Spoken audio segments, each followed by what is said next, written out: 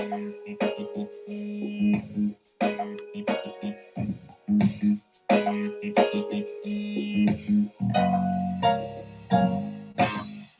done so much. Tell me what can I do? I wanna give you back everything you do. Stay inside, man. Not an option. Gonna tell the world. Gonna spread the word in case they haven't heard of the God I serve. I'm gonna get loud. I'm gonna get loud. You may be new. Nothing can stop me now. Give me everything. Best way I know how. Don't deserve it. You thought I was worth it. So you set me free, yeah. Gonna make you proud. Smiling from heaven, cause I'm your child. I'm gonna get loud. Get loud. I will get loud for you. Tell everybody about you. I'll holler, hallelujah to you. Can't hold back my praise. I'm gonna get loud with freedom to worship through song and dance. Whether lifted or clapping hands, your word is guaranteed, and we agree to give you praise in advance. Here's my chance to get loud. Shattering walls now, they must fall down. Still praise up on 10, then blessings come down. Praise them from the ground up. People gather round. Sound up, shout out, get loud, get loud.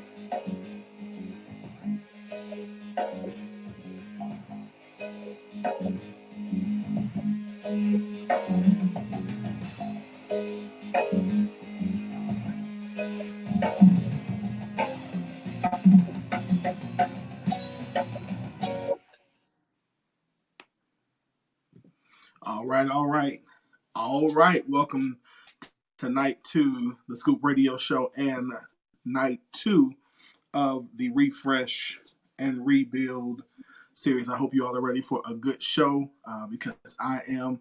Tonight, me and Kels are going to talk to you about how to refresh your business. And so, since we've both been in business for a little while now, I think we've got a lot to talk to you about tonight. Plus, tonight we are going to one of our favorites is going to be jumping in here in a few minutes to talk to us, Bishop Charles Martin, about what's going on with him and what's going on this weekend in Oklahoma City.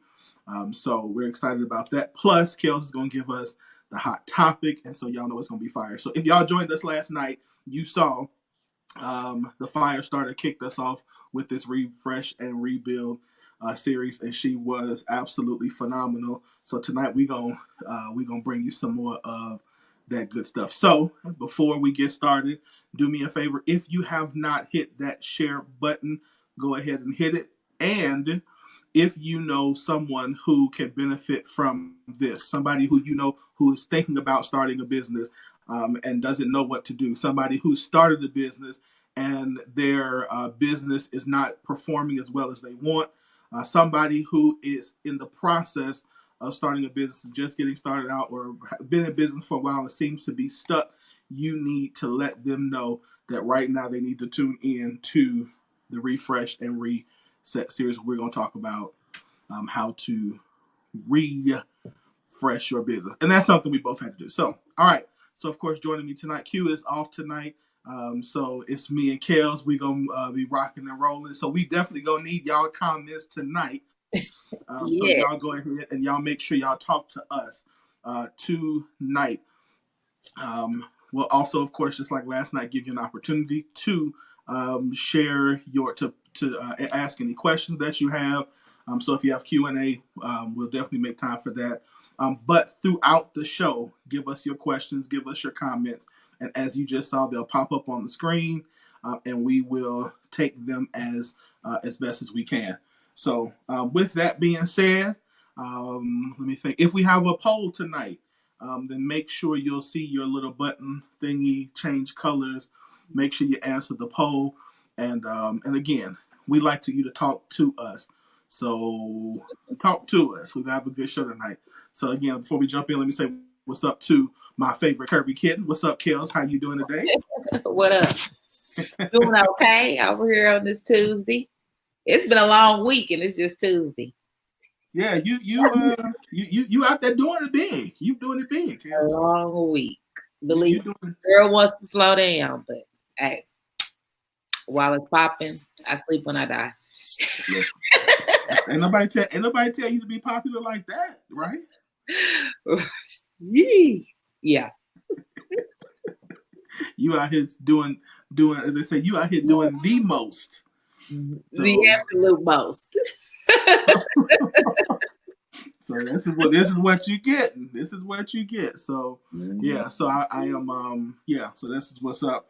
I'm glad you're with me, because I know, again, a lot of this journey, this entrepreneurship journey, a lot of this you and I have walked together, and so I know you've got a lot to add to this conversation. So yeah. So also, real quick again, guys, don't forget tomorrow. It's day 3, so I'm gonna come back talking about how to refresh or rebuild your purpose. Thursday, Kel's gonna be talking about how to refresh your fashion, and Friday, Q is going to end it with talking about how to refresh and rebuild your customer service. So y'all, we got it all for you this week.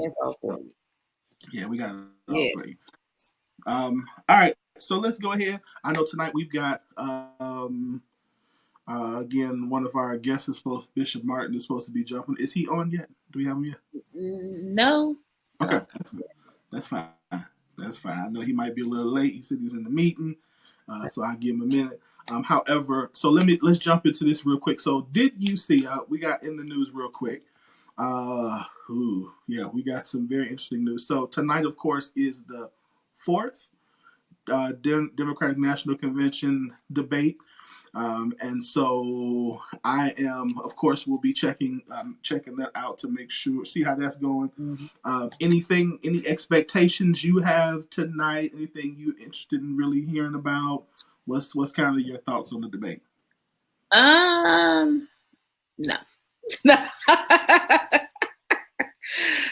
I really don't have the expectations. I have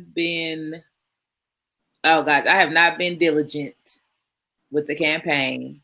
Okay. I have to admit, be transparent. I am looking closer at Warren.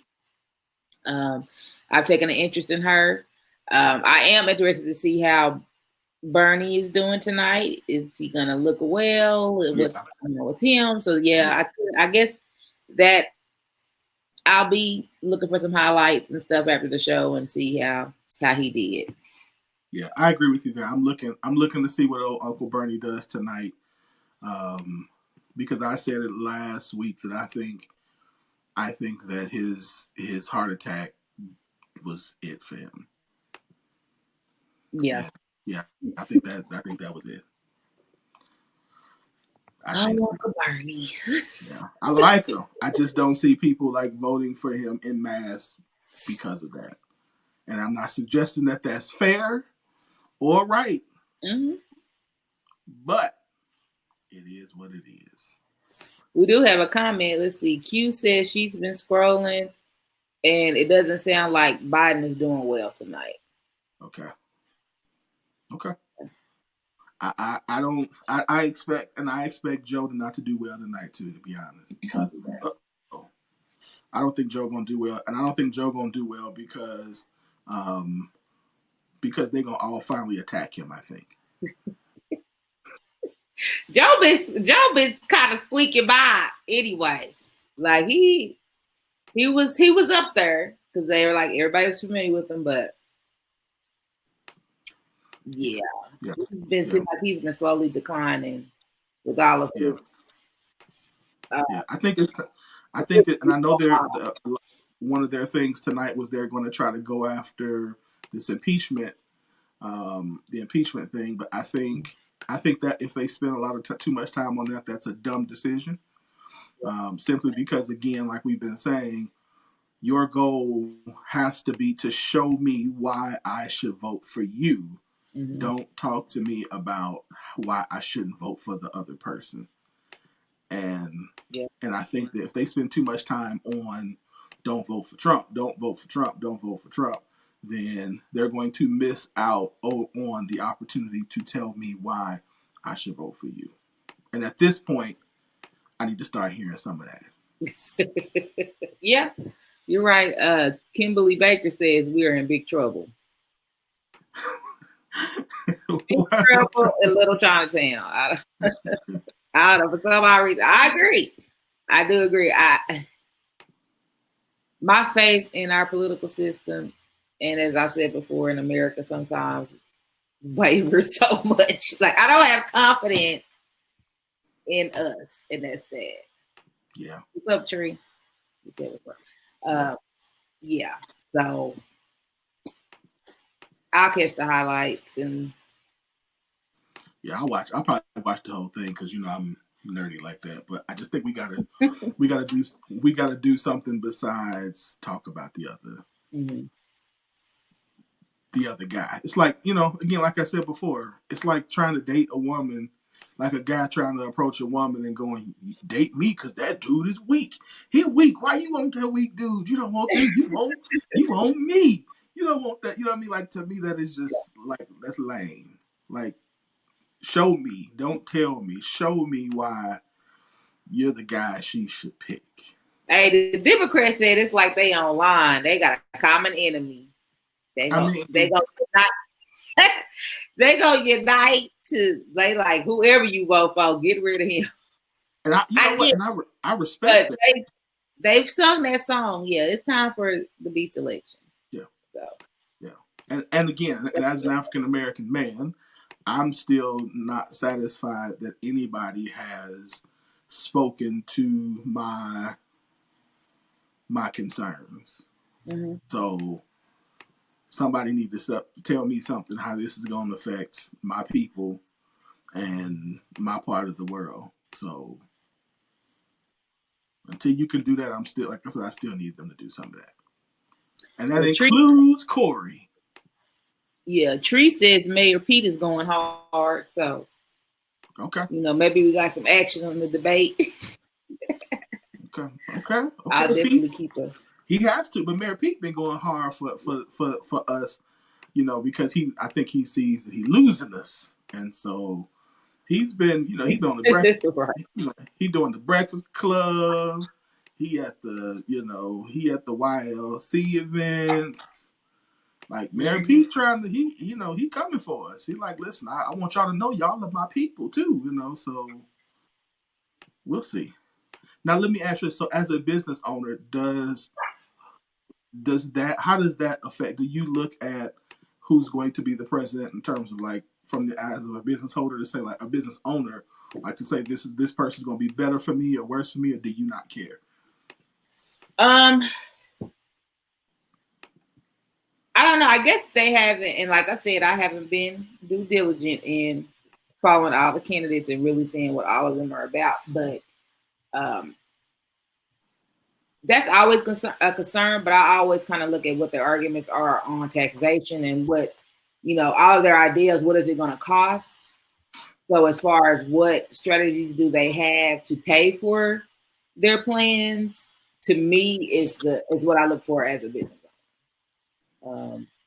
Because I am still a taxpayer.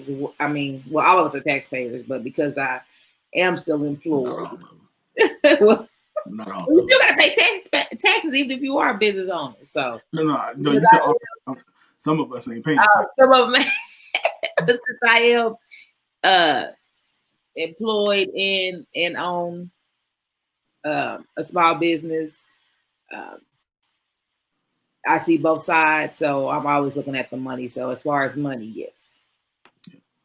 Yeah. So I think for me, I look at it from the perspective of I don't really care in the sense of how it's going to affect my business. What I'm looking at is to find out, like, as an investor, I look because I can always tell what sectors are going to do better under a certain person, you know, because obviously whoever is financially backing that person, they're going to, when they get in office, they're going to do something to try to make life easier for them, you know, for that sector. And so I'm looking at that. I'm looking at, you know, so I can know where to invest. And then I am looking at the tax rules because, you know, I want to know how it's going to affect. But other than terms of, like, I've heard people like, he's going to be bad for business. He's going to ruin business. I'm like, no, he or she might make it more difficult for certain regulations. But if you got a good product and business is good, like, you might have to adjust. Don't get it twisted. You're going to have to make some adjustments. If the cost of healthcare skyrockets, it's going to affect us. Yeah. But it shouldn't affect us to the point where, you know, where it should be we should be overly concerned about that. So, yeah, that's kind of another comment from Tree says that Trump ruined it when he bamboozled us with that tax plan. That was a shark in a koi pond, wolf in sheep's clothing even. So yeah, we do know legislation definitely can affect us. When he came out with that different tier plan, and I already had predicted it. Most people that knew Trump knew he was going to try to have heavy taxation on middle class and, you know, free up more money for the rich. He was going to cut the corporate tax rate, like he said. We knew that. That wasn't new. Which is not new for any Republican, might I add. But yeah, so yeah, we have to be aware of that. A lot of people don't think that far down, but when we talk about legislation and voting, all of that matters. Yeah. Down to your penny, every penny, and being a tax preparer. Them taxes did some things last year. Still. Yeah, that's true. Yeah. That is true. Yeah. So next up, this is the tough one. So I'm sure everybody saw this one. Atiana Jefferson, the young lady who was in her home in Dallas, and the door was left open, and so police came in and actually shot and killed her. The Officer Dean. Initially they put him on, of course, administrative leave, and then after administrative leave, they let him resign. And after he resigned, now as of today, I believe they officially charged him with murder. This, y'all, terrible. There's so much emotion going on around this, because it's almost like again, like another one, you know. You know, you want to be like, what are we gonna do? Like, how are we gonna stop this? You know, when are we gonna stop this? So, what's your thoughts? It was sad. I was mad. I mean, it's almost unbelievable. It's like we can't even. Not only can we not mend relations or begin to trust the police again, but for someone to get shot in their home after a call was made to check on their well-being, like how, I don't know how much more blatant the message can be that it's like it's hunting seasons. They are killing us. And by us, I mean Black people. Yeah. I mean, if you're not safe in your own home, I mean, there has to be something's going to have to give. Something's going to have to break. I mean, I'm almost at a loss for words. There's no way to get past. You can't justify there's no way to justify any of that at all. Nope. Not at all. I mean, and even so much as the handling of it so far has been, again, to put him on administrative leave is not new, but to let him resign, that's a problem. Mm-hmm. Like, that's a problem to me. So I just don't even understand how we're handling this situation either. It's almost as, again, he's, I know we are innocent until proven guilty, but that's not the case for everybody. Everybody doesn't get that same thing. Clearly, because if everybody was, this young lady would not be dead. The assumption was she was somebody dangerous. And I think the other part that I'm concerned about is, what about her presented as a lethal threat?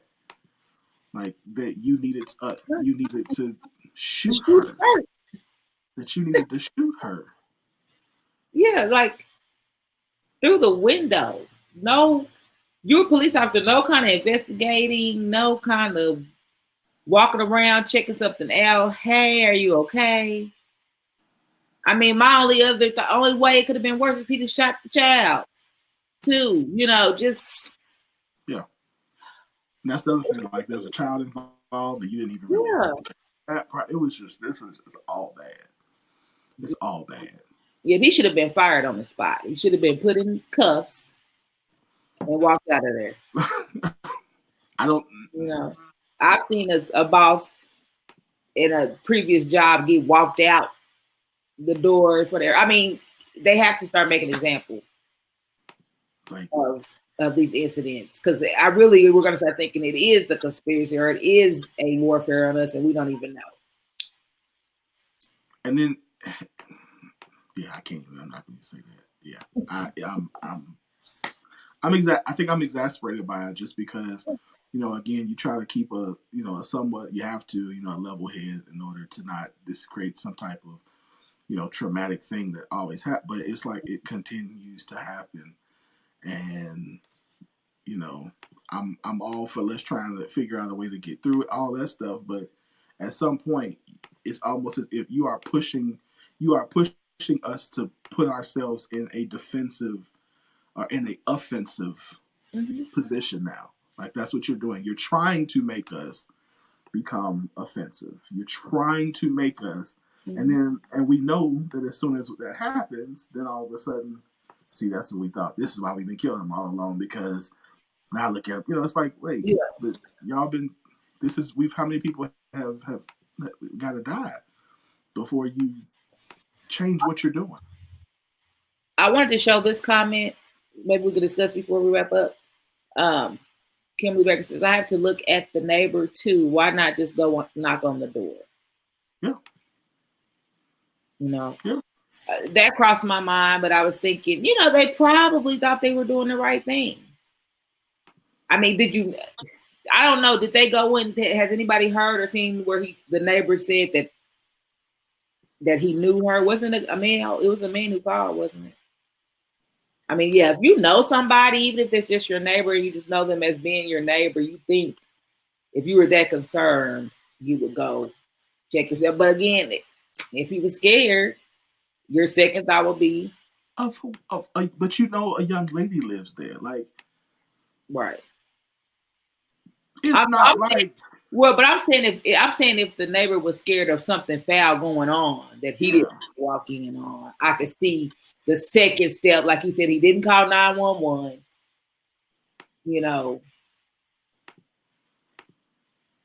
I know he feels bad too. I mean, he might not ever call the police again. You know what I mean? Like, he has to be traumatized by that. Yeah, it's a lot. It's a lot. So we'll keep our eyes on this and find out what happened. Yeah. All right. So that's tonight in the news. So that's tonight. On that note, right? I had something a little more upbeat, but I didn't mean to end on that one. But it is what it is. So, all right. We will. Yeah, it gets more upbeat, y'all. Don't go anywhere. All right. So we're gonna get into this first song. Of course, the news is brought to you by the Experience Singles Conference that will be held this weekend in Oklahoma City. If you are in Oklahoma City, Come and join Bishop Charles Martin, myself, Thaddeus Johnson, a whole group of people. We're going to be together Friday night and Saturday. It's a free conference, so y'all come out. It's going to be good music. If y'all don't ever heard Thaddeus and Pastor Nick sing, y'all know they can get down. Proverb is dope as well. So, so y'all come on out, enjoy this conference with us. All you got to do is go to the Eventbrite page, or it's on my page as well. Get registered. There is going to be lunch provided on Saturday. So y'all come out to the Experience Singles Conference on this Friday night and Saturday in Oklahoma City. Again, with Bishop Charles Martin, myself, Pastor Nick, Proverb, Alexander, Thaddeus Johnson, a whole bunch of other people. So y'all come on out. This song, next song up is one of our favorites.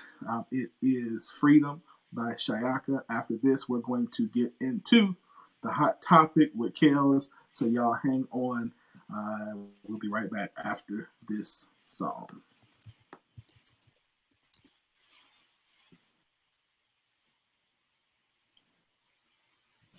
Back in the day, I was born in the 90s, snatched my soul from the 80s, uncontrollable crack babies, scooter rock and Mercedes, Benzes, enjoy riding with friends, relentless, undisciplined kids, chickens pecking they worms, plucking G-strings like they hairdressers, super fly, pelican, propeller shorts, Jefferson strut, dress was elegant, groom, mighty mouse to the elephants in the room, blessed with the gift of gap, mic skills, treacherous, masterous sermons, I recite my songs to the exorcist. Now here's a little story of the man named Yaka, my garden planted seeds in my old earth, but fell his farmer, I arose, coming over poppy seeds, going further than my father did, Rockstar had jackets, slugs, no kids, banjos, now they told all the kids, push on by Lakeshore Drive, climbing rocks, relaxing daisies, sitting thinking about how long my mama got them made me crazy. 90s kids forever brain. Wasn't texting, we was paging, watching Tom and Jerry. Is you ain't my baby now.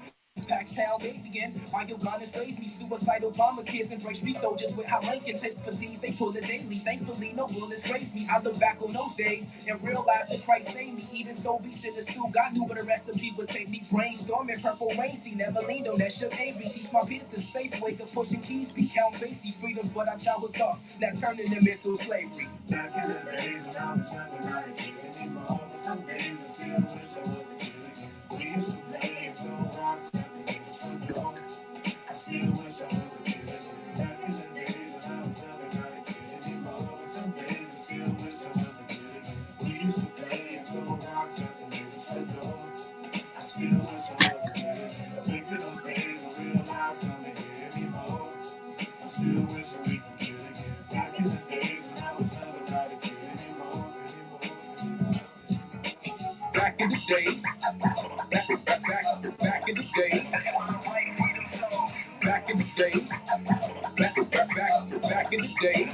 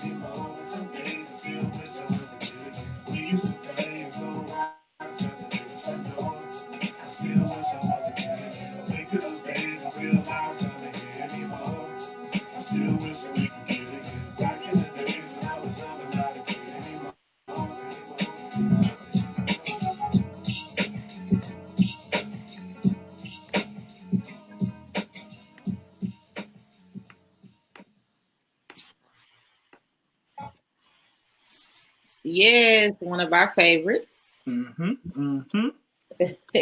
By Shayaka. Y'all know we like to groove to that song every now and again. But the next segment is Hot Topic with Kels, with me. And so, we had a pretty interesting topic today. I was hoping we had a graphic for it. I don't think so. So, I don't know if many of you have heard or seen the article about the argument between Kanye West and Kim Kardashian about her attire. Let's see. It says Kim Kardashian stands her ground after Kanye asks her to tone down her sexy public image. We all know Kim Kardashian. We all know her fan base. We know how she got there. I mean, even the start of her career was based off, the legendary sex tape. So knowing that background, there was I believe it was on the Keeping Up with the Kardashian show. Mm-hmm. They show a scene where Kim is talking about what she's wearing to, what was it? I know it was the Met Gala. Yeah, the Met Gala. And it was a corset, like it's really tight. And Kanye said he didn't want her to wear it. And she's like, oh, you're making my anxiety go up. I already had anxiety. And I don't need any negative energy. And he's like, well, you're a wife and you have kids. And, I can't remember if he actually mentioned his journey, but she mentioned it. She said, she was like, I don't know, just because you're going on your journey, I'm not on that journey with you per se. So, you've helped me build this sexy image and build my confidence. And so why would I change now? And he storms out of the room. He said, okay, okay, okay. Yeah, okay, right. It's okay, okay. Tantrum and he leaves. He wasn't ready for that one. Yeah. I don't know. When, since you're the man on the panel tonight, do you think she should tone it down? Was Kanye right? What are your thoughts? Do I think she should tone it down? I mean, yeah, I do. I think she should tone it down in general, not just, but that's me. I think that a lot of things she wears, I'd have been like, whoa. But this is from the beginning. Like some of the stuff, you know what I mean? Like the whole naked cover and I'm like, hey. Flag on the play. Like I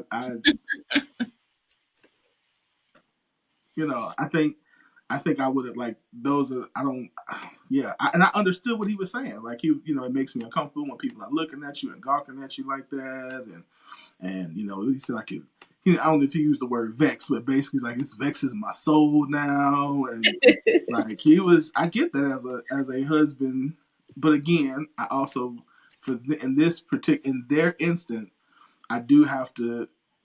You have to be reminded that not only did you help it, but you knew who she was when you married her. And at the moment, that was fine. Now, what I do appreciate and respect and am very like, I'm not saying, I don't know if this was that was a made for TV moment or not, but let's just assume he was being sincere in what he was saying. That wasn't the TV moment. I appreciate the fact that he is evolving and that he shared how he felt. And I think as he has every right, and I am glad that as a husband and as a man, he is evolving to a different place. I also respect the fact that she, like she said, like I'm not there yet. And so I think one of the tricky parts about marriage and relationships in general is that you're going to have all of these times where y'all not, y'all ain't together on that kind of stuff. And so I think he has to just give her time to get there. But I don't see anything wrong with him asking that. I saw something wrong with the timing of it because from my understanding, he helped her pick it out. Mm-hmm. So I have a problem with it. Like you helped her pick this out yesterday and now today you have a problem with it. So I get that. So I think the timing, but I think, knowing I probably would have, I think it would have been better had you say, hey, listen, this is how I'm feeling about it. Or had that comment or had that discussion at a different time that it wasn't the night before. So do you think he was right in saying, do you think she should tone it down based on the conversation? I mean, I think she should tone it? I mean, I don't think that's my place to tell her. I think that I don't. I've learned a long time ago, I'm not telling no woman what to wear. That's like I'm not going in no woman's purse. Like there's just things you just don't. I'm not doing that. I can say, hey, I think you're doing it. That's too much. But I will tell my woman that I think like something like, hey, that's not. I will say that, but I also know that she reserves the right to tell me I'm gonna do whatever I want. I did want to give some background. Let's see. Deborah says he told her she had no taste at first and made her give all her clothes away. He picked her clothes out, so it's his fault. Yeah. I mean, I think it was his fault in the beginning, but I think he also reserves the right to say, I don't like that anymore. And so here is my flip. Thanks, Kim. Derek says that's how he married. I agree. Again, I think he has the right to evolve.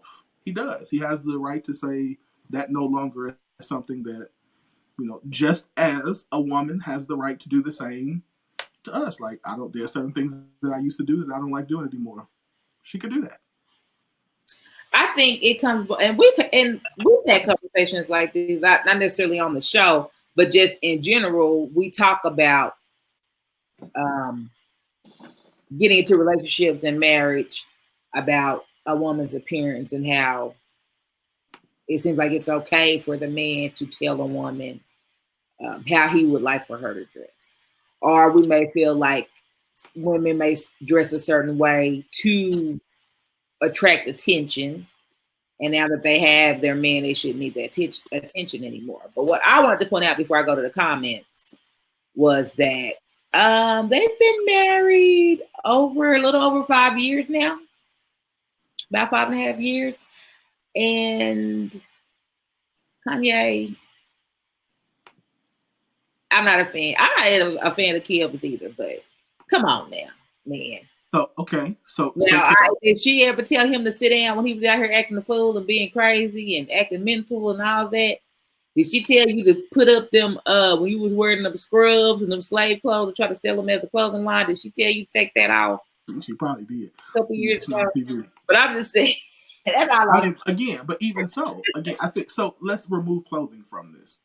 Let's just say this is something else. Like so my thing is I think what I'm reading a lot in the comments is people saying like he doesn't have the right to it, or but I think in marriage couples ask each other to do things different all the time, and I don't see anything wrong with asking or saying how you feel about something. Again, with the expectation of that person gonna tell you no.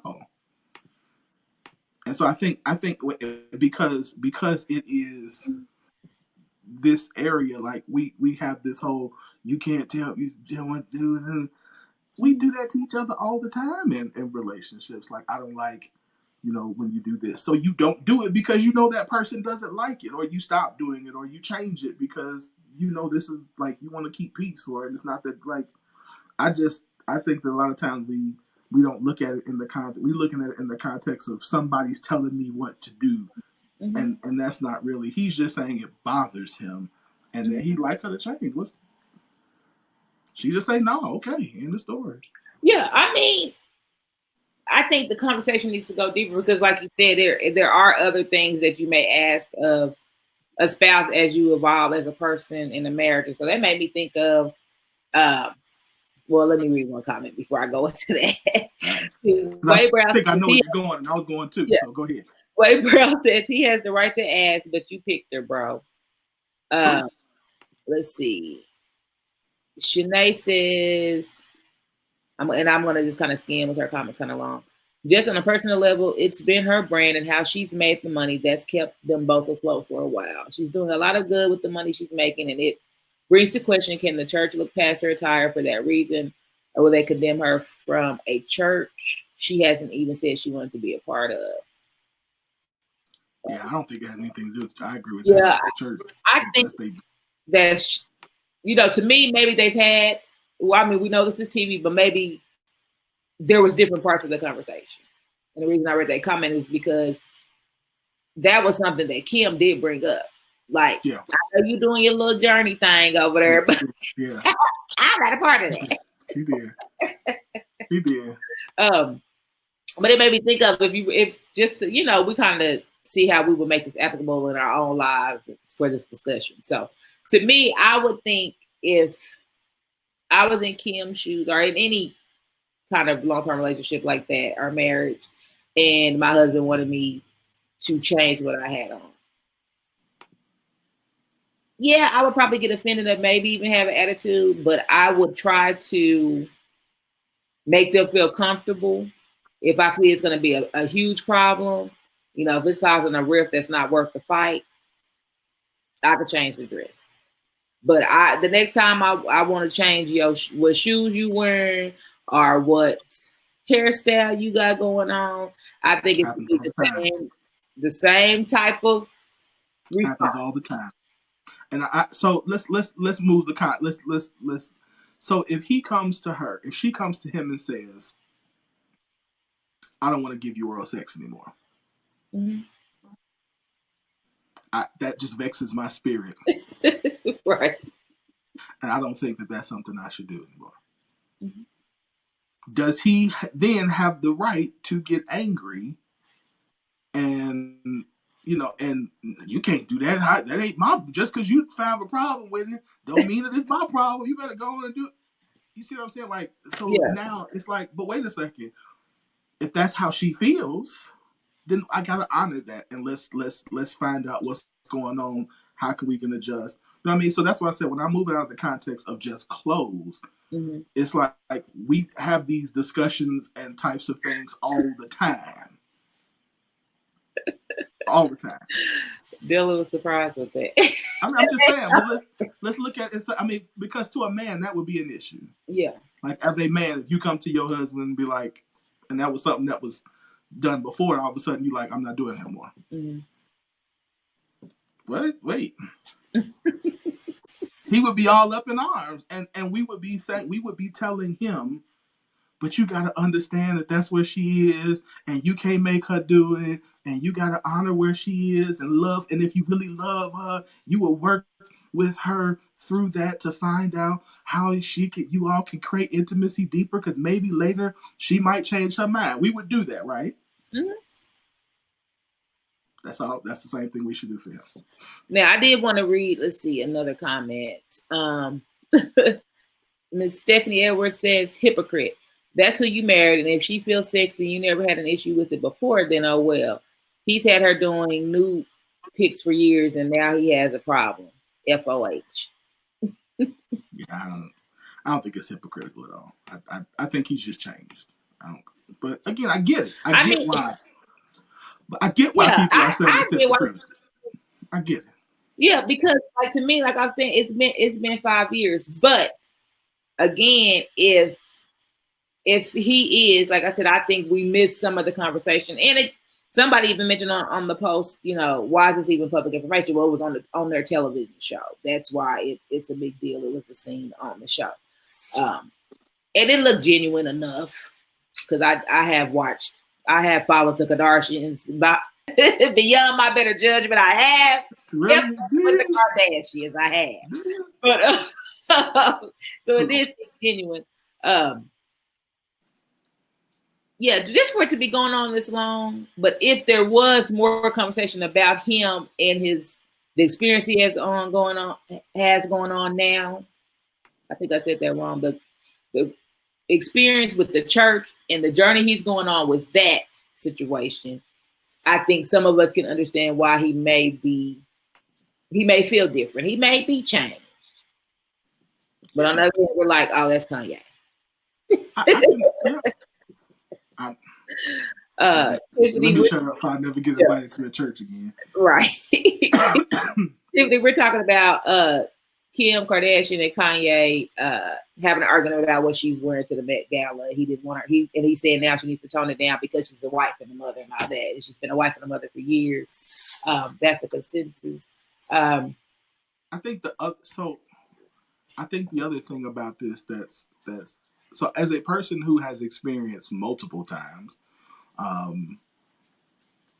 two things. I've experienced multiple times where I've gone into churches and places and they've had issues with how the person I was with dressed. So I get that, but at the same time, I told them all they can kick rocks. Like, how she dresses is not y'all business. So, number one. But the other thing is, I don't think I've ever, and this is my experience, a relationship with a woman who, if she was wearing something that I thought was, too much, too whatever, that there wasn't the freedom to express that. And that she didn't at least consider what I said. Like, oh, okay, and again, that there was not some type of deeper discussion to go into, and vice versa. Vice versa. There are several, though I think I'm a very fashionable person, there have been several times in my life where the person who I was with, have said, take them Jesus sandals off and go put on something. Or you look real bad, go check. And I had to honor that. So I guess I don't think I can't think of a time where I've been in a relationship where what I've had on has been an issue. But I have dated some dusties that we ain't gonna talk about the t-shirt one. I was embarrassed. Remember the t-shirt guy? Oh God. Loose neck t-shirt. I mean, like, it was grounds for the end of the relationship. Like, I couldn't even deal. So I do think the way your significant other feels about your clothing is important.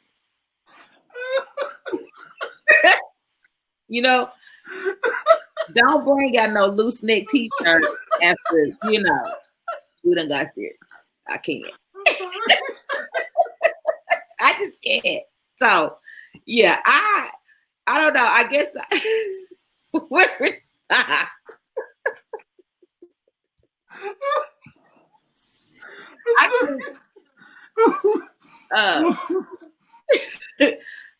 let's see. There was a comment I wanted to read. Let's see. Okay, Kay says, oh God. Says, but when you are taking anyone that got their start making a porn video and known for ensuring their bliss and assurance either. I think that's where most people have issue with him saying something to Kim Kardashian. I get that. I do. Yeah, I get that. Yeah. And that's why I say I respect people saying that. I do. I mean, that's like you said, that's how you found her. Mm-hmm. I get that. I do. Oh my God. And no, I date wholesome women. No, I'm kidding. I'm just kidding. I'm not saying just a joke. Just a joke. Don't just joking. But I mean, I think we kind of glossed over it, but I do think that I do think that men have expressed women not wanting their women to dress sexy in public. So on that hand, it's really not that, I don't know, not that mind blowing. It's just the fact that it's Kim and Kanye. Because if this was any other man, we may give him the same attitude, but it wouldn't be such a surprise. Yeah, it's not new. Because we know a lot of men who find their significant others in the strip club and then get mad about what they have on. You found her nude, now you want her to dress like a nun when she go out with you. Like, I think that is that happens a lot. Y'all be cracking me up because boy, y'all surely get mad when y'all see your man walk around in some gray sweatpants. So, oh no, we're not bringing gray sweatpants into that. That's a whole other conversation. Why can't we bring gray sweatpants? Leave them pants alone. I'm just saying, y'all be great. You can't wear no gray sweatpants. What they sweatpants? Come on, we really gonna do this about some sweatpants? So here's my question. We got a few more minutes. So, ladies, here's my question. If your man, and y'all put this in the comments, if your man comes to you and says that he would like you to change how you dress. Yes or no? Would you change what you were wearing? We're going to put the poll up. Yeah, that's the question. Because would you change if your man comes to you? Listen. We're going to make it just ladies, or are you going to make it for everybody? Everybody. Make it for everybody. So if you're, I'm going to say significant other comes to, I mean, because between the gray sweatpants, how I post on social media, stuff I've said on the radio, I've gotten in trouble about stuff I said on the radio, on this show. I'm getting in trouble about a lot of stuff. Please don't say that, do that again. And it's like, that bothers me. This is how that makes me feel. It's like, oh, okay, cool. My bad. I didn't. And that was fine. But then again, I'm always getting in trouble. So yeah, we're going to start the poll.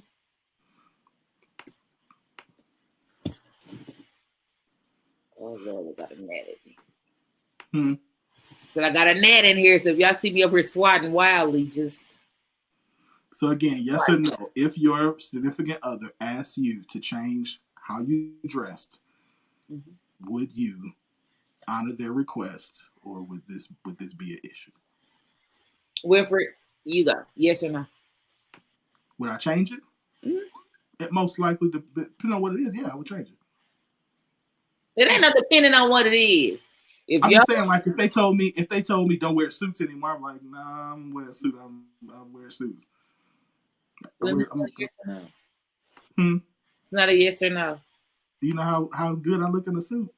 If somebody told me, I mean, I'm pretty darn attractive. If this is yes or no, if your significant other asks you to change the way you dress, I would consider it. It's a maybe for me. It's a maybe.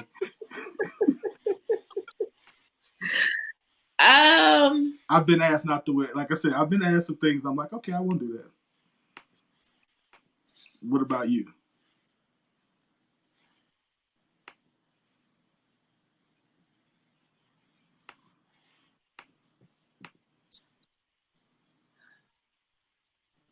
I don't know. Depends on what it is, right? Because I know me, my mind telling me no. Because me, I'm the type of person that'll be like, I'm gonna wear this just because you said no. That's just the devil using you. Right. Don't let the devil.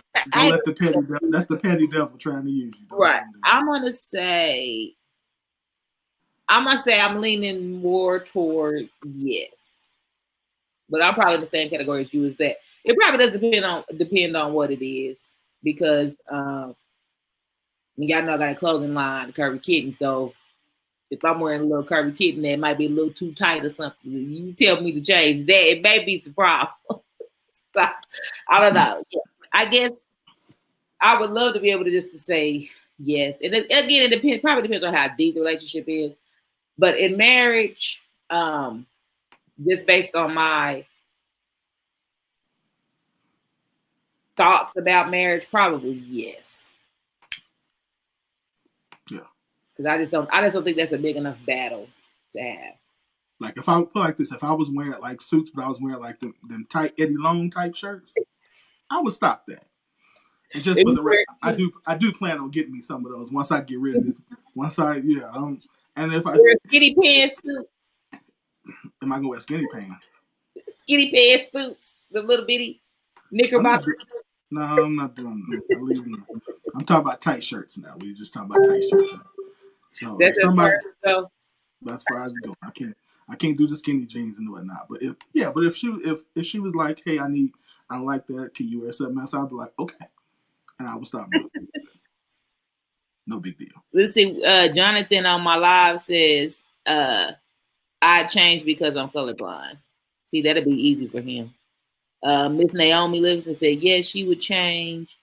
Miss Shantae King says, yes, but no gray sweats. She ain't going for that.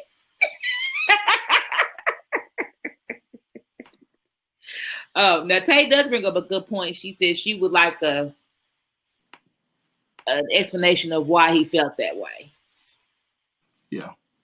So I think that's pretty, that's reasonable. Which to me goes to timing. Yeah, I agree. Which is why I initially said I think it was a timing issue because so part of my concern, conversations like that is I think is obviously you got to do them in the right timing because if he would have done it at a time where things were calm, she wasn't, having anxiety because the next day was the Met Gala and he just said, hey, can I talk? I think that then lends itself to a better atmosphere for that. And it doesn't automatically go into a defensive posture. She was already defensive because her anxiety was high. It was the next day, et cetera, et cetera. And so to hit her with that then was probably not the most conducive time to have that particular discussion. We have to wrap it up, guys. Very good discussion. Thank you for your comments. We couldn't get to them all, but thanks for sharing. I did want to end with this comment. I thought it was very good.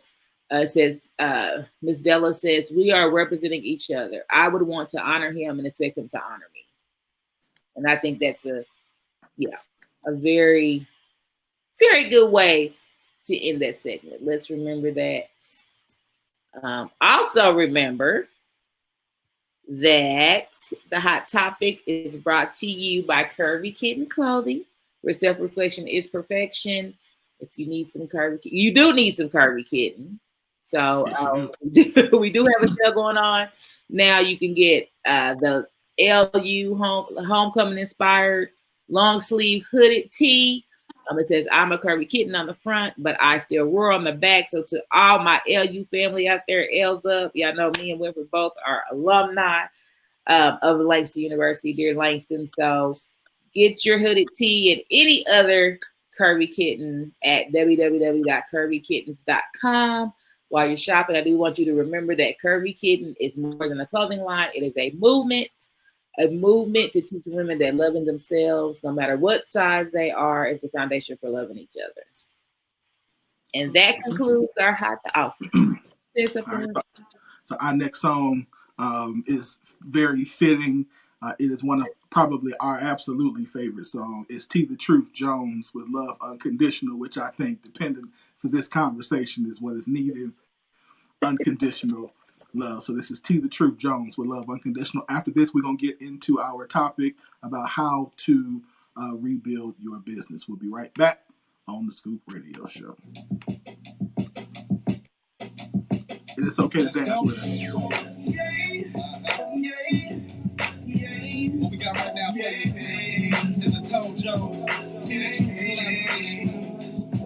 okay to not dance.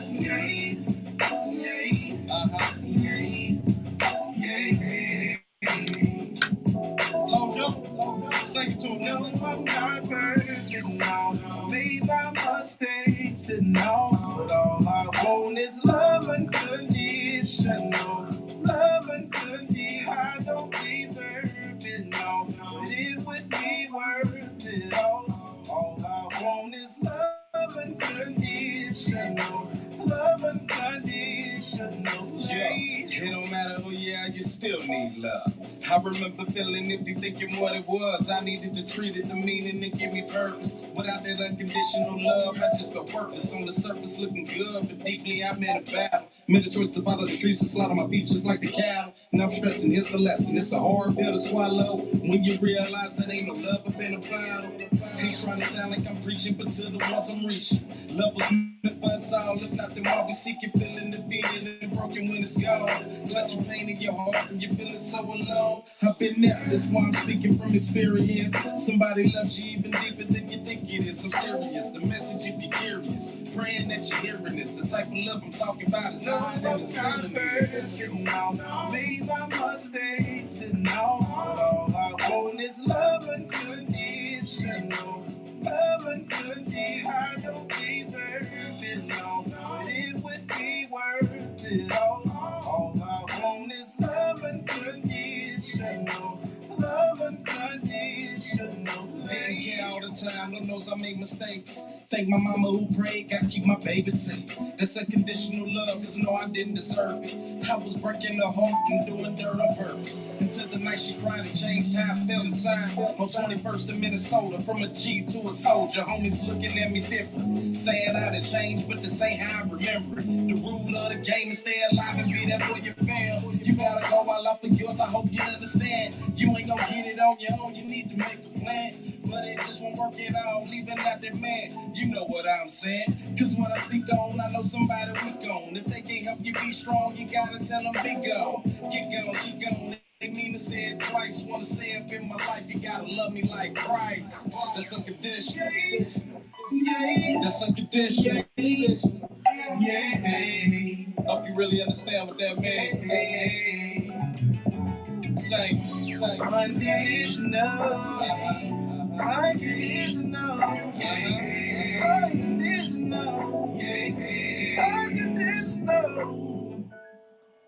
No, I'm not perfect, no. Made my mistakes, and all I want is love unconditional. Love unconditional. I don't deserve it, no. But it would be worth it all. All I want is love unconditional. Love unconditional. Hey, I told you that feel good, yeah. Fell up.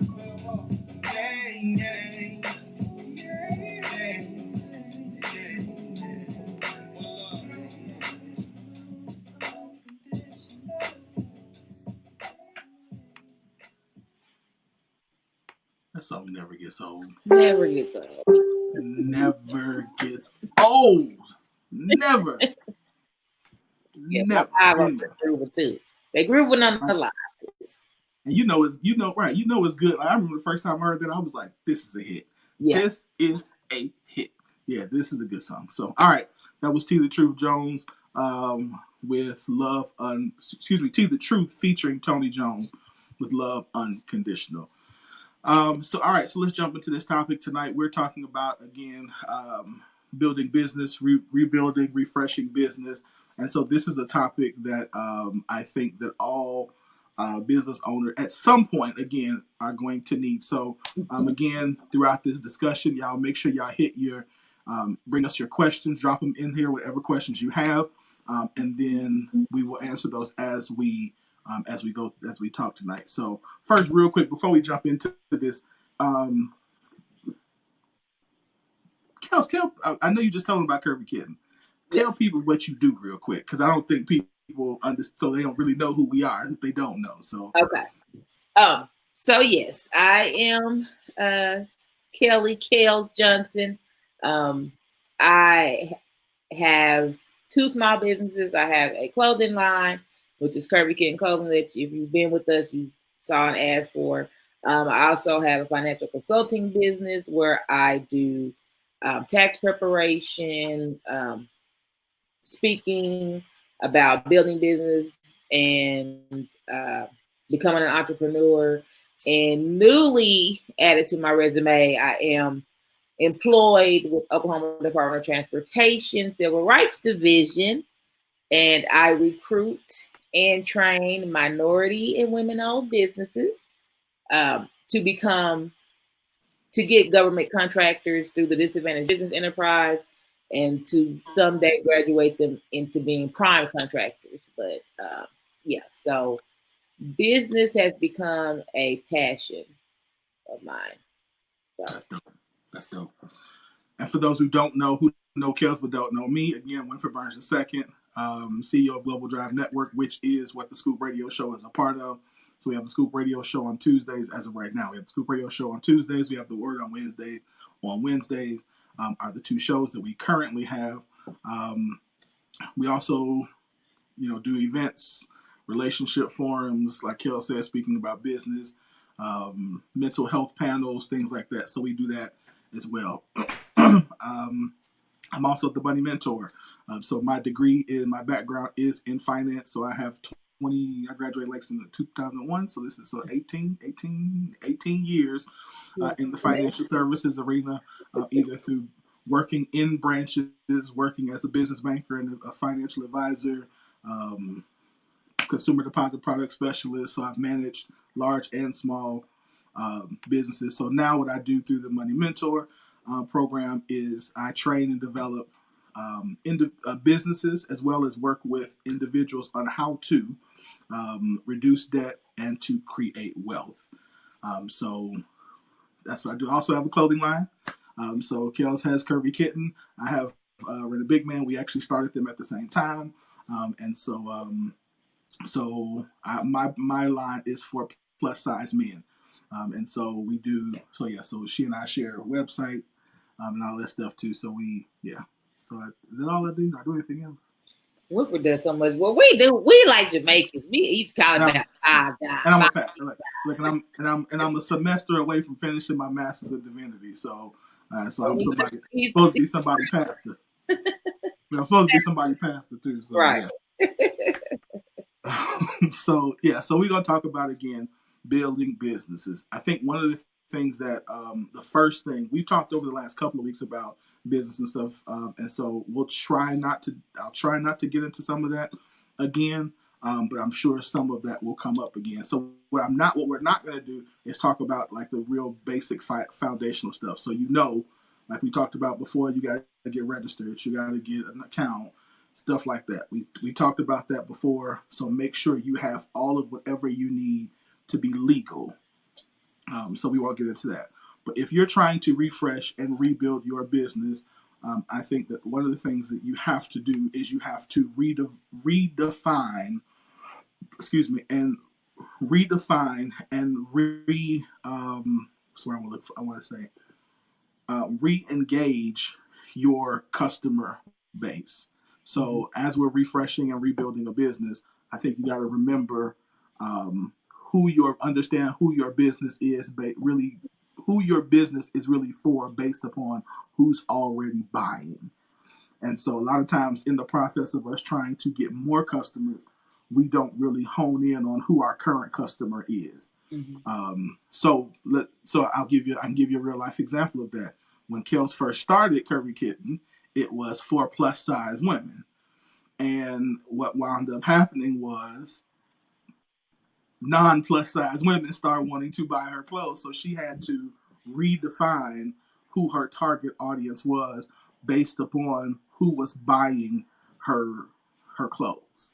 Mm-hmm. And so I think that's a good example of as we are rebuilding and refreshing our business, we got to understand that just because our business starts out in one direction does not mean that is the same direction we are always going to be going. Or we might have one person in mind. We might say this is an ethnic brand, but realizing that people of different ethnicities might want this. So I have to redefine what I do and redesign what I do based around that. So what's your thoughts about that? Yeah, most definitely. I mean, he did give an example, which is, I'm a living testimony of always having to take a hard look at who's buying, who your audience is, who is reacting to the item or service that you're selling. Also, I wanted to just take that moment to, while you're doing that you can also take that time to refresh what you're doing. Sometimes you may have the same product or the same service you've always been doing, but it just needs to be spruced up a bit. We see that with major companies all the time. And it's just, we have to start preparing ourselves to one day get to a major company status, mm-hmm. or a prime company status.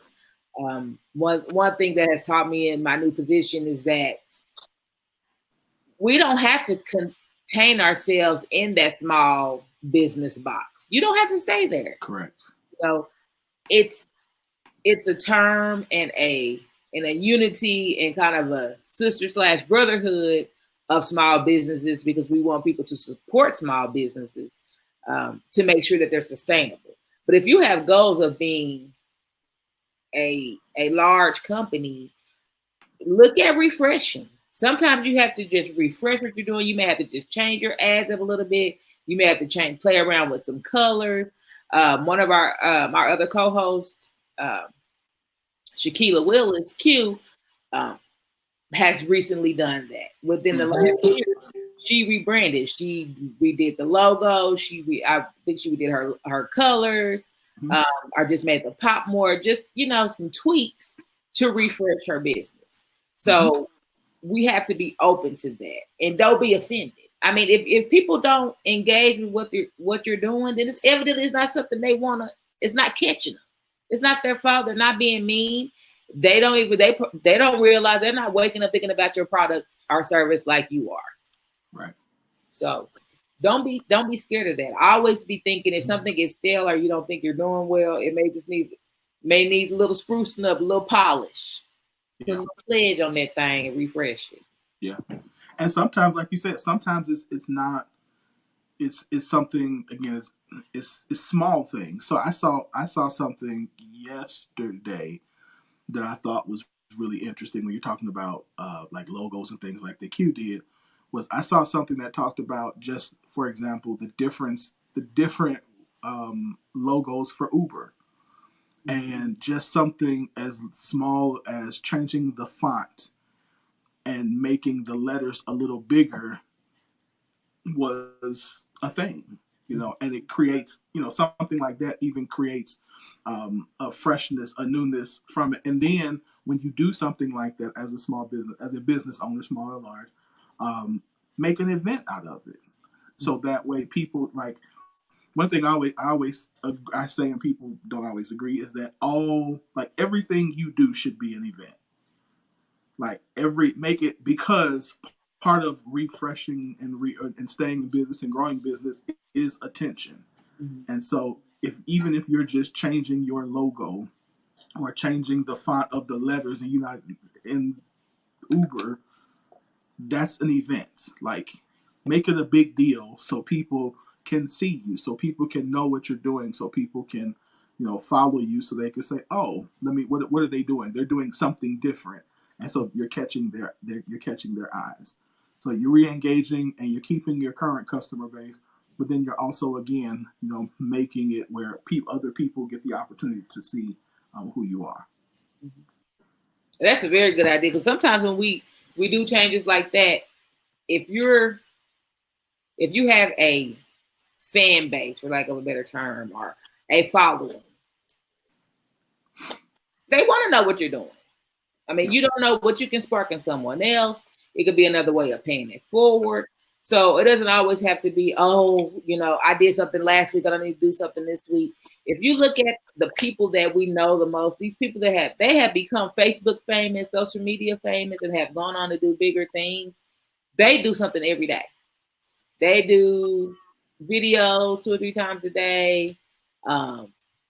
It may not even be anything that's scripted. They may just be simply like anything that's going on that they know they can market. They're not afraid to do it. And I'm one of those people that's scared of that, because I don't want to get on anybody's nerves. Because I think if I see a lot of ads from the same person or a lot of posts from the same person, it kind of gets on my nerves. But to someone who's looking to see you, they're not going to get on their nerves. They're going to be, you never, the same people are not seeing it. It may come across the feed. Everybody started talking about algorithms and all this technological things, these cookies and all this kind of stuff that track stuff. So yeah, don't be afraid to put a lot of content out there. Different people are seeing it. It's not always going to be people think. Please put a lot of content out there. We do have a comment. Let's see. When you think about rebranding your business, are there any specific steps you should follow to bring about consistency in your business? We do have a question. Read it one more time. When you think about rebranding your business, are there any specific steps you should follow to bring about consistency in your business, or maybe to stay consistent with your business?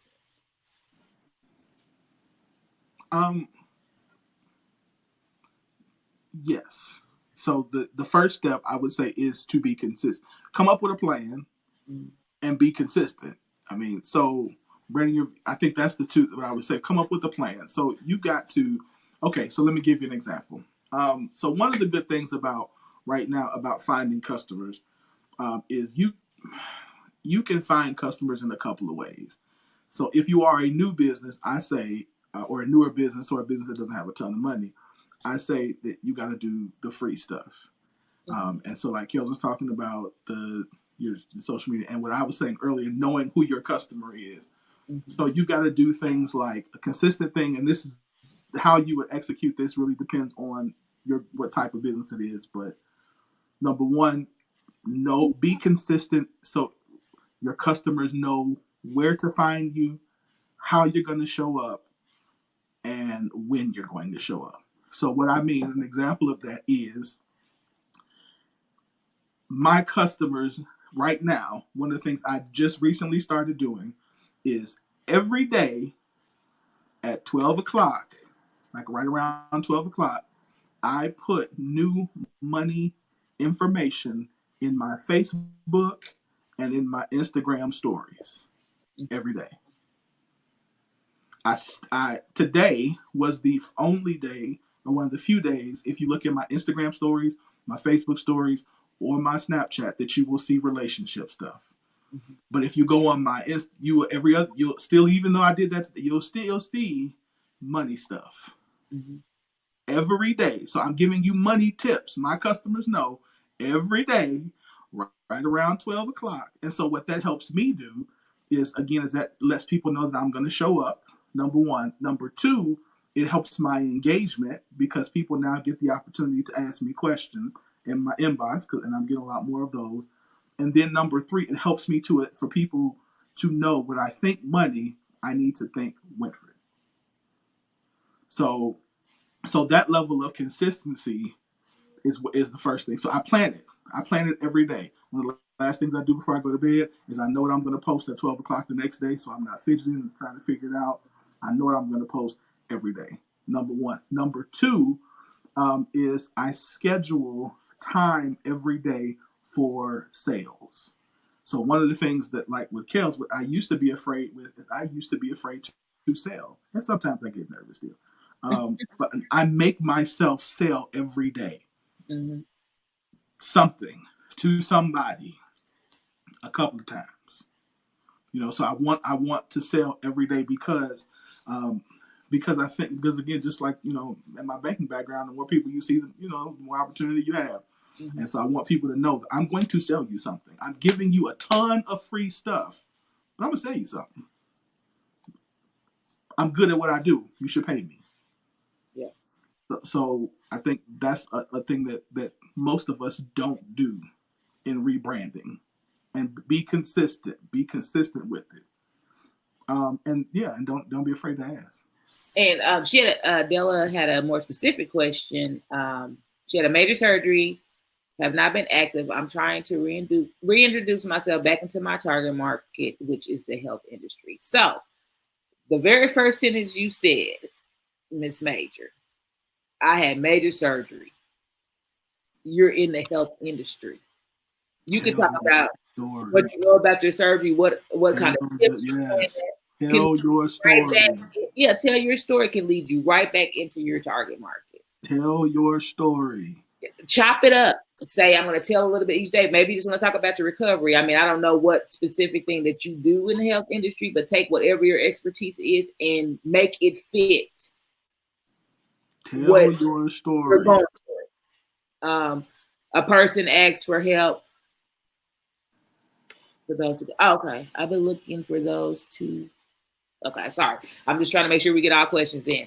I had an inbox question yesterday about someone that had experience in one thing and was trying to find a way to tie that into getting into a different market, per se.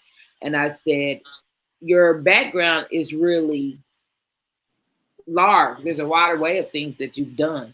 So take the things that you want to do and piece every experience that you have that you can tie to that as loose, as exact as you can get to as loose as you can get to gain that experience or to get you into the market you're trying to get into. For example, when interviewing for this position, I mean, I didn't know that one of the things they were going to ask me is to sell my handbag.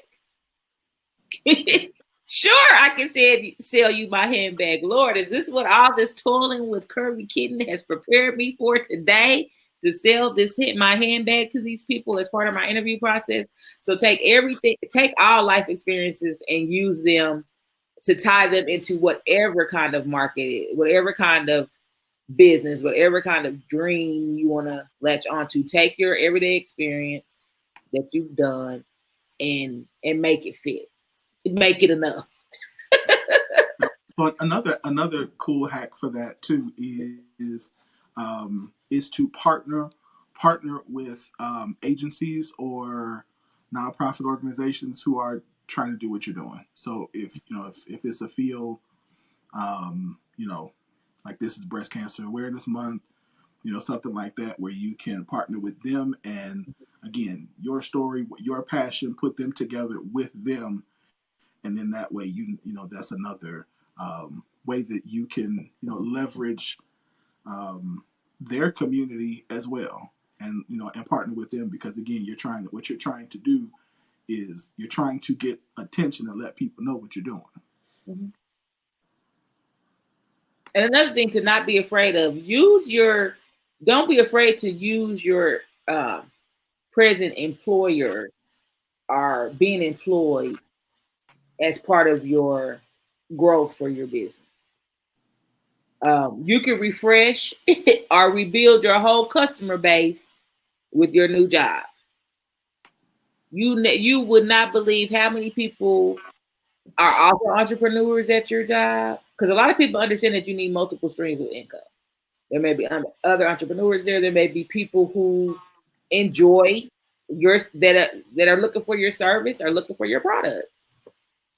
So as you're getting back into your workplace, look for some connections at your job as you're coming back. Hey, while I was off, I never told you guys before, but I do X, Y, Z for this industry. Things like that. So look for every opportunity in your everyday life, because one, you're going to be comfortable in that. Two, you probably already know those people, so it's going to be easier to do a sales pitch or to talk about yourself because you know them. I'm glad you said that. Thank you for saying that. That's the other thing I was in the process of doing this too. Please, please, please, please have your pitch perfected. Like, perfect your pitch so you know what you're going to say. What do you do? Who do you help? What's the value proposition? Like, be able to just, if you hear Kel, like when y'all heard Kel say Curvy Kitten is a movement, she could say that in her sleep. Mm-hmm. Like, that's something. If you hear Cicely, she gonna say the same thing. She gonna tell you, Passion International, founded international. She said, I'm founder of Passion International. I set you on fire. Purpose says She could say that down pat. If you hear Q like me, you're going to hear the same thing, and it's going to be down pat. Be able to do that with confidence so that people know exactly what you do, and So as you're reintroducing yourself, you're going to consistently say, I'm Winfred Burns, CEO of Global Drive Network, where we are changing a generation by raising the conversation. Like it's nothing. Yeah. Thank you for that. I'm trying to see if I think Tay might have been asking the same questions, but I think we gave some pretty good tips on how to reintroduce but still be consistent. I think that was, the premise or the basic idea of that question. Yeah. I'm trying to think. So another thing that I think that as we refresh and rebuild the business, I think one of the things we have to you hit on earlier about refreshing yourself. But I think what I would also add to that is make sure that you understand that you don't allow rebuild yourself. So what I mean by rebuild yourself is be honest about what did not work. I think be honest about what didn't work. So if, for example, if you knew if your problem was customer service, be honest that your customer service was trash, and address that. And so I'll get a real life example is me. I did that. So for about a year, I stopped my clothing line because I had a really bad issue, a service issue, and I didn't like it. And so I had to be honest with myself and say that this issue was, though all of it was not in my control, it is definitely in my control. So I had to be honest and be like, dude, you're bad right now. And so I had to stop, take a step back, regroup, lick my wounds because I don't like to be wrong or do nothing bad, and then say, okay, now how can we effectively launch this again the right way, and wait until I was prepared. And I'm still not fully prepared to do it. So I've had to take a step back and say, okay, I know I can't do this right now because I don't have the capacity to run 3 businesses and be Trey's father and be a full-time graduate student and grow this big. Like, I just don't have, I'm good, but I'm not that good. So you have to sometimes rebuild yourself to say, it's okay that I failed. It's okay that I didn't do what was expected. And then now let's address that. So rebuild yourself. And then from there, I had to rebuild in the process of rebuilding some systems. I think one of the things that we do a really bad job at in our community, or not in our community, in small businesses in general, is we don't have appropriate systems.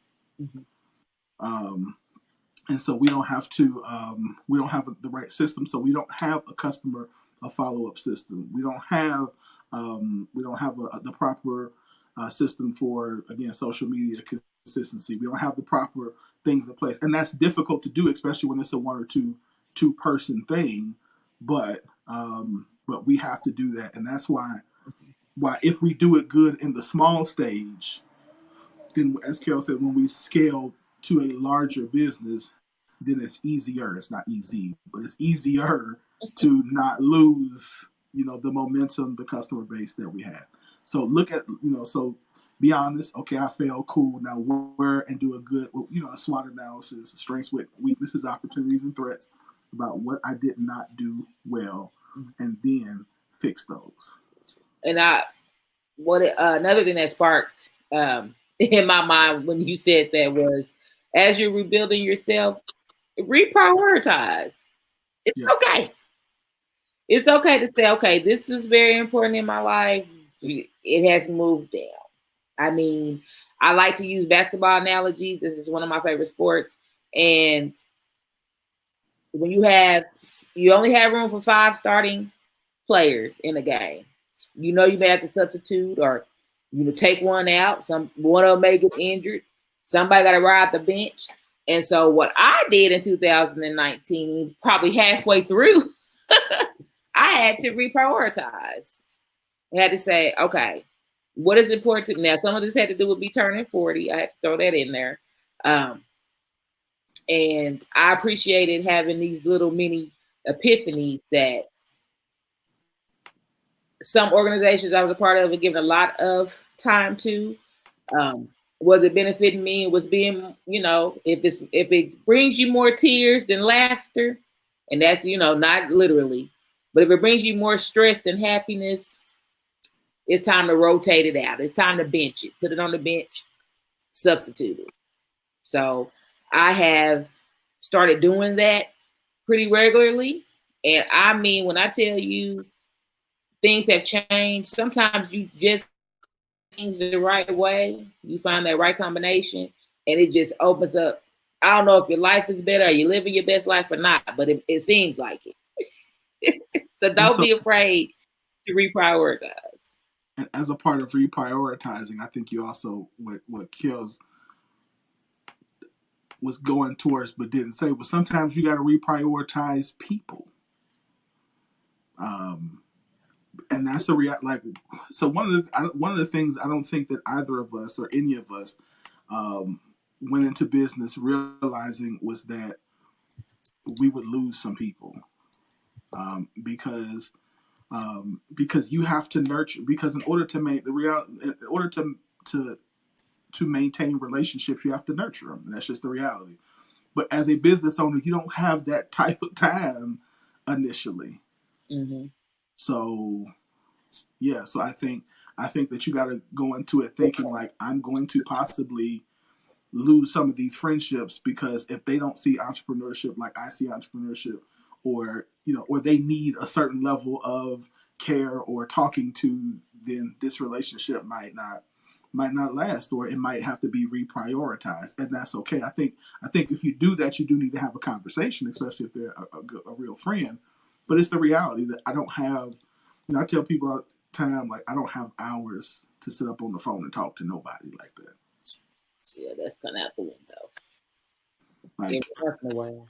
I talk to my boo like that, but even then, it's like, I got to go handle this business. I'll be back. Mm-hmm. We'll talk later. Or, but when I talk to my dad, I'm like, we talk. I mean, we have long conversations, but it's not like we sit on the phone every week for, 3-4 times a week for 2 hours. Mm-hmm. I just don't have that type of time right now.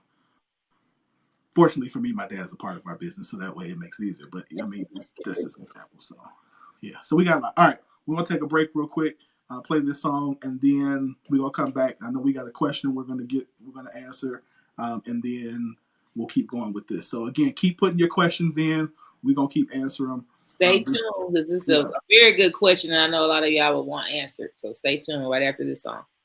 All right, so the next song is "Made It Out the Hood," which is what we all trying to do. So we all trying to make it out and do something better for our families. So this is "Made It Out the Hood." We'll be right back. We'll continue this conversation right after this song. It's a beautiful feeling. I ask God to tell Jesus, tell the angels, to tell my mama, to tell my family, we made it. I feel good about my life. I'm a boss now. I really paid that price. Took chances. I was out there rolling dice. In order to succeed, you must sacrifice. Long days and hard hours for the money and the power. I was in school when I was pushing, starching my jeans with the water and the flour. Started over my heel figures. I came up around real residue still on my fingers. Smelling like cause it lingers. Blowing on that loud like a cover up. Jumped off the porch for a double up. Now I'm sipping drink out of double cups. If I ain't got the money, I'ma hustle up. Boss. The laws and limitations is up. I can talk about it now. Made it out the hood, but I'm still in it. Took some losses in this game, but I'm still winning. I've been out the streets for a minute. Made it out the hood, but I'm still in it. I'm just trying to get it, Ain't nobody done it like my niggas did it.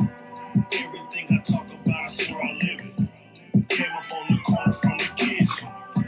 Came up from the grams off a scale. Before digitals, it was handheld. Before online, we was getting mail. Getting trapped off a beeper just to get a sale. Now I got a job and a salary. Going crazy in this, I need therapy. No limit to this, shout out Master P. You can be a champion or a casualty. I did the right things naturally. Could have been the first, but they couldn't go after me. When it's all said and done, they gon' say that we won them motherfucker catch up.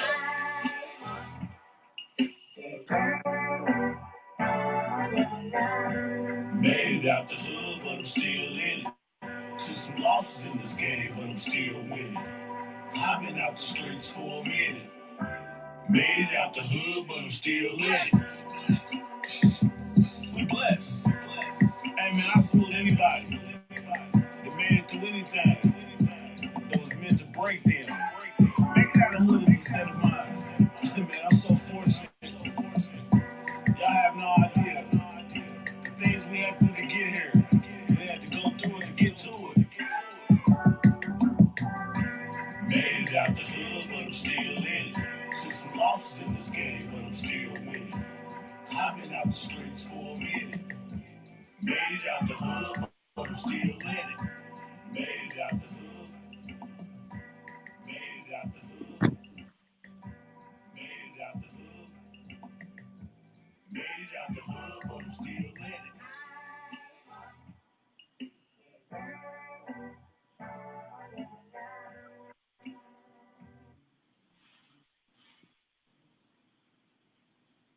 Okay. Yeah. Right. Go. I'm gonna take the low. You take the high now.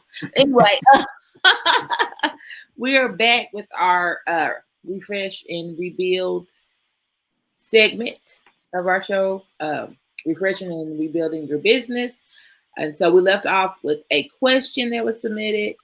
It says, "What is your thought about investing into these online business slash leadership training courses, i.e., TED, LinkedIn, etc.? The average cost for those courses are $2,000 to $3,000." You want me to answer that first? Yeah, you go ahead. Who are they talking? So here, my answer to the question is, I think that you definitely should invest in yourself. I would find out who the person is and what their like track record is. But yeah, I definitely think it's beneficial to to invest in yourself. Mm-hmm. Yeah, new education. What are they going to teach you? The things I would ask, like, what are they going to teach me? What are the things I'm going to walk away with this with? Like, what are their promises, and have they done this before? So, for example, like, if you're going to work with me, and I'm telling you that as your money mentor, I'm going to help you raise your credit. Do I have I shown the ability to do that? Do I have proof of concept that I can actually do that, or have done that, which I do, by the way. So, so I would look to those things. I think that you definitely, I think that's one of the things we don't do well. Mm-hmm. Is we don't invest in ourselves, but in a large part because we don't. It's not a priority, and we don't have the money. But yeah, we definitely should. And just to go along with that, I would say yes. Now, if you have the cost of the courses need to be in line with either what your future goals are or what your capacity is currently, just to make sure you're getting your return on investment. So yeah, invest, but you're not going to get a return on investment if you pay $3,000 for a course and you're not, and your business isn't profiting $3,000. I mean, just as a rule of thumb. For But me, you said if you don't invest $3,000 if your business is not going to profit $3,000. if your business is not profiting 3,000, or you can't recruit that. Now, not saying that you can afford it. I agree with that. Personally, it's an investment, so yeah, you can do it. But if you don't have the capacity, which is your business or your personal income, to take that type of hit, if you don't have a way to rebound it, I wouldn't suggest spending that type of money. I do believe in online training, business training, leadership training. I do it myself, but I take courses too. I do it sometimes. I do them if I catch a sale on one. If I catch a $30, $40 course that someone's giving on sale, I usually try to take advantage of that. If it's something free, I'm definitely taking advantage of it. But if you get into the thousands, it has to be, you have to have a plan for that. Either they have shown you, like Wynn has already said, through proof of concept, that you will get your return on investment. So if you think about the words ROI, return on investment, if you have to Google it, think about that. If you know you can get a return, then go for it. But I would just say, as a rule of thumb, if you're thinking and you're struggling, you're like, oh, should I spend this money? For me, my personal return on investment formula is, if I know I can't make that amount of money either presently with my business, or have a strategy to recruit that money, or can't afford it personally, then I'm not going to spend. I'm only going to spend what I can afford. Yeah. So I don't even know. I think me and you talked about this. So I'm gonna give y'all a real live example of that. So we are in the process now of redoing some things with Global Drive Network, and so I met with not a coach, a strategist last week before last, and so we sat down, and so understand this, money mentor coach. I have a coach. I have coaches, so I think we need to establish that first. Yeah. But some of the stuff that she said, and I talked to two different people actually. Some of the stuff they said, I was like, okay, yeah. A lot of the stuff I was like, yeah. That's good. And then they gave me the price. And I think I told you, I was like, I saw that price. I was like, help me, Holy Ghost. Woo! The reality is everything that was in there is needed. Mm-hmm. Like, let's just, is needed. However, it's like, do I have, like, and I'm like, okay, let me go find where I can find this money at. Mm-hmm. Or, what can I implement to do this? So I think what Kels is saying is like, you got to, if it's needed, then, you got to be honest and say that this is needed, but I might not be able to do it right now. I could do it at this level, but I can't do it at this level. Or to find out again, are there other options that you can do? Because again, you're trying to scale up. And so depending on, if you're rebranding a business, typically there's not a whole lot of cash that's laying around. Mm-hmm. So is that why it's suspended in that way? But I'm definitely for coaching, for conferences, for leadership development, for CEO development, because your business is only going to go as far as you are able to go. Yeah. So the more you can expand and grow yourself, the better. Mm-hmm. So. Yeah, definitely good. Very, very good question. And just to give some tips for people, Instagram. When you see those sponsored ads coming on Instagram has a lot of coaches and trainers and business opportunities for entrepreneurs through the way of social media. They have a lot of classes and things that you can do for free, even if it's just a minimal amount for free. It can help your mind and to think in the ways that you can go do some of this research yourself. Sometimes you're paying for that time, We're paying for mine. Like for us, we both have business degrees. My master's is in business with an emphasis in accounting, but sometimes I don't have the time to research everything, or I haven't used that, that information in a long time. So yeah, sometimes I'm paying the price to get a refresher because I don't have the time to go out and research it. But if you can't afford something, if they have a free option, take that free option. It may just get your mind in the right direction to take some notes and be able to go and research yourself and spend some time doing research that you can't afford to pay for. Another thing I've mentioned on another one of our discussions is that for some of the services I offer for small businesses, as far as business plan writing and organizing and thinking of strategies for your business to get started or to help get to another level, sometimes I will take off of what I would charge someone for them doing the research. If I don't have to do the research for you, or if there's some things that you can do yourself that I don't have to help you with, then I may cut my price. So sometimes you may find a coach, you may can just reach out to them and say, hey, this is the budget I have, and just see what they say. All they can say is no. If you watch HGTV, the builders, the Profit Brothers. Yeah.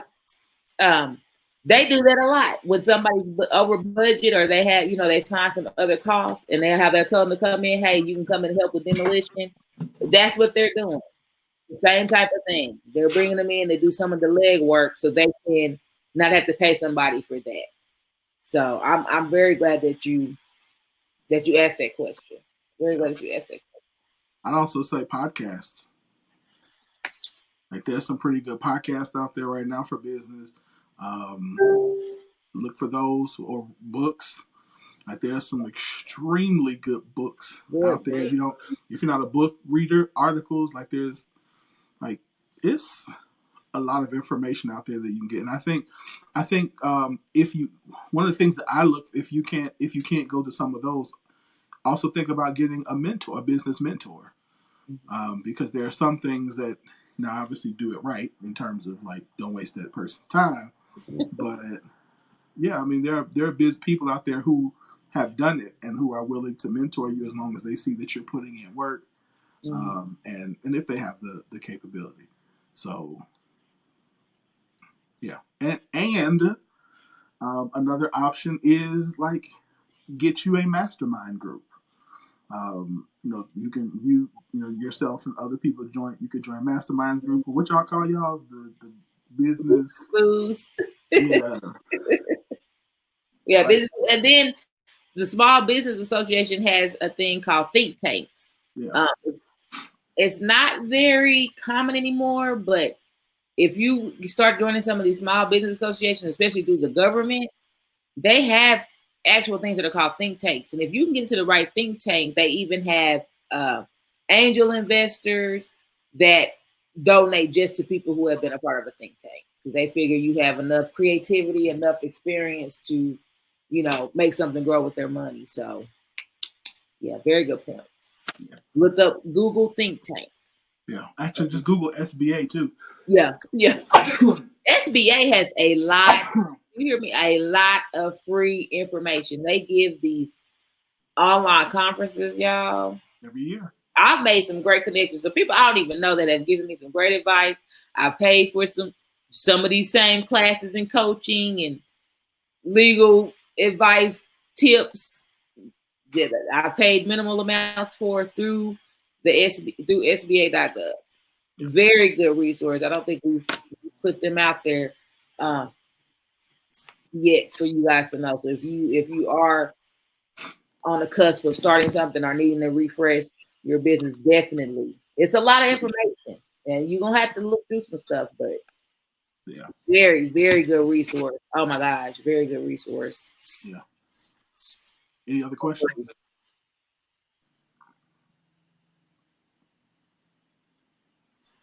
Did you say something? I said, do you have any other questions? Oh, sorry. I'm checking. I'm just checking both lives to see.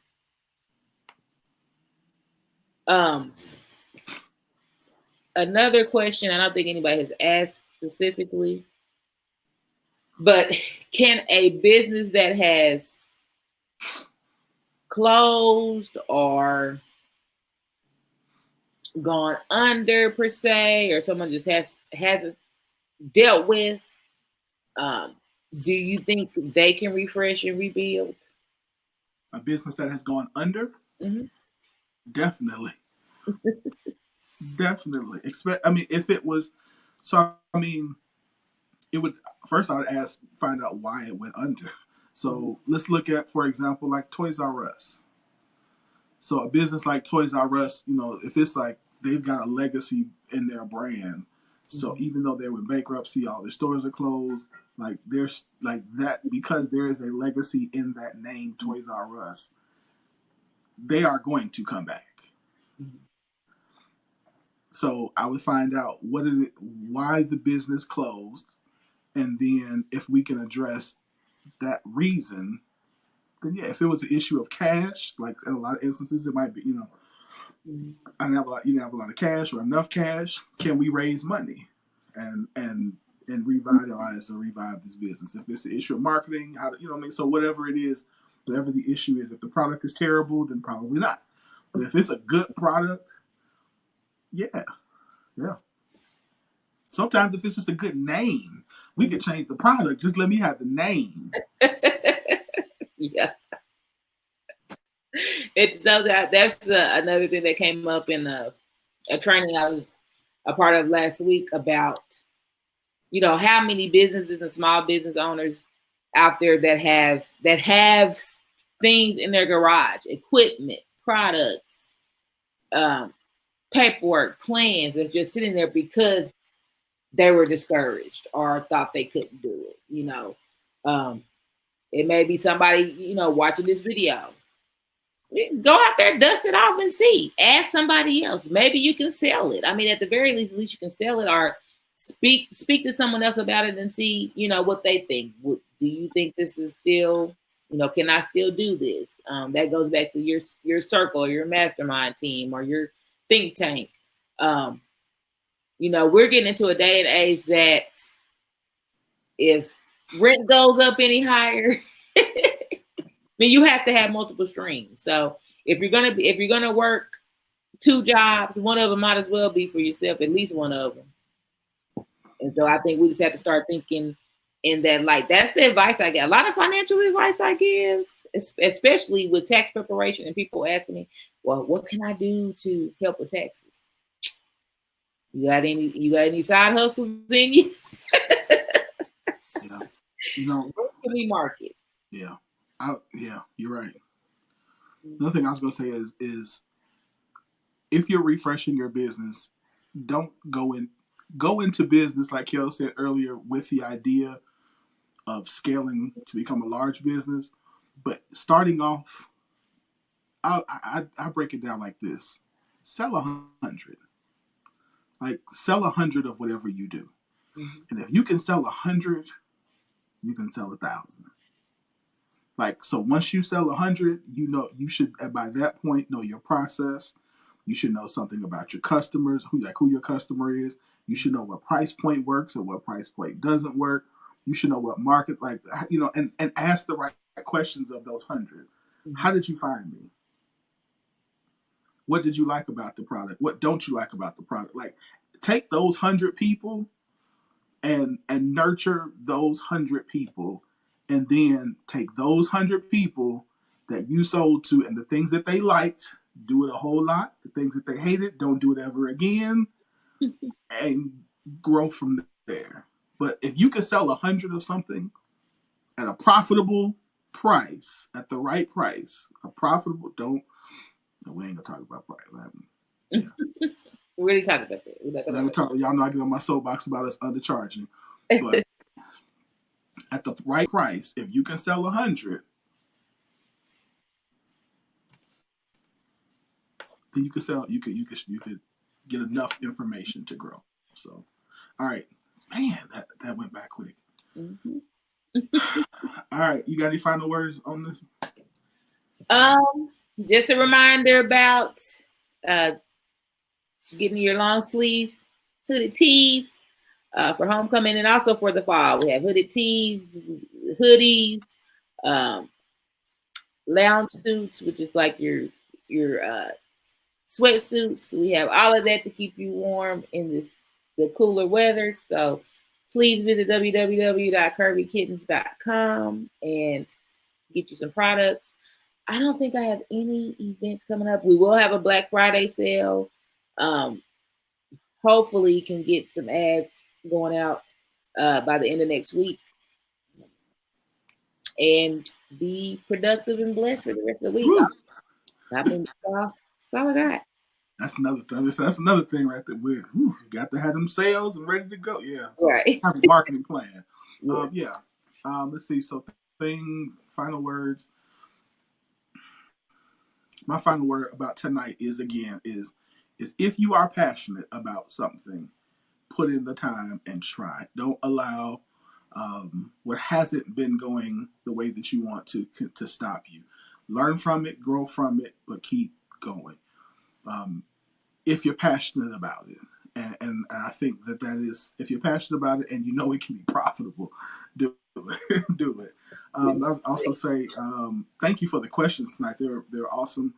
If you have any other questions for myself or Kels, then you can always, again, email us at globaldriveradio@gmail.com, or if you follow us on social media, you can, myself or Kels, you can DM or inbox us. If you don't follow us, follow us. She's at Kels Johnson on Facebook, and what are you on Instagram? Curvy Kittens posting on all other social media, and then on Facebook, KJ Financial Consulting. Yeah, and for me, again, y'all know Winfred Burns II everywhere. If you're not following the Scoop Radio Show page, do that as well.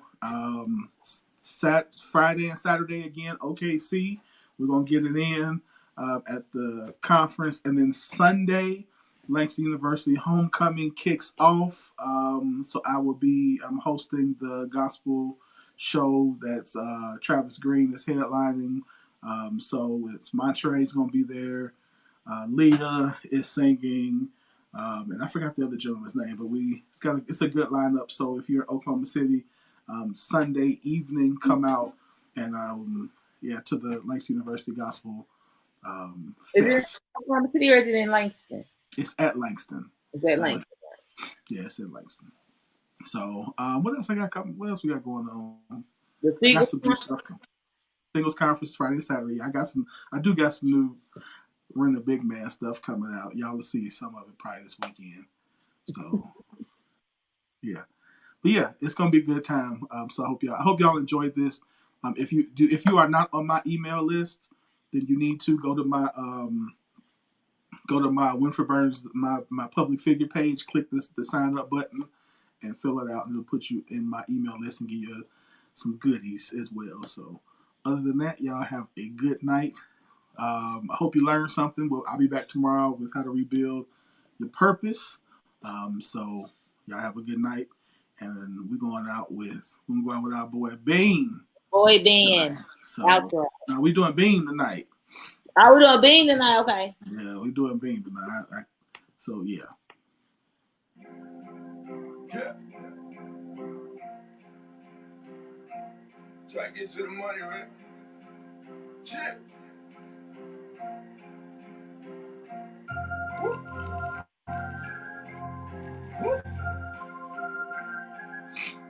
Hey. Yeah. Check out my Cuban links. Check out my Cuban links. I got a bunch of green. I'm playing up, nigga, in the fucking rings. Check out my Cuban links. I got a bunch of green. Diamonds across the rings. I'm playing up, nigga, in the fucking rings. Break it up, break it up. Break it up, break it up. I got a bunch of green. I'm playing up, nigga, in the fucking rings. Break it up, break it up. Break it up, break it up. Diamonds across the rings. I'm playing up, nigga, in the fucking rings. Touching down in Cuba. Got news that I told you. Got thick six with fufu. Pockets bigger than a tumor. All right, y'all. Y'all have a good night. See y'all tomorrow. 80 rags with a gun.